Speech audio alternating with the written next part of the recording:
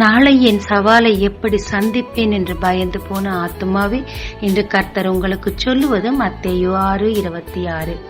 ஆகாயத்து பட்சிகளை கவனித்து பாருங்கள், அவைகளையும் உங்கள் பரமபிதா பிழை போட்டுகிறார்.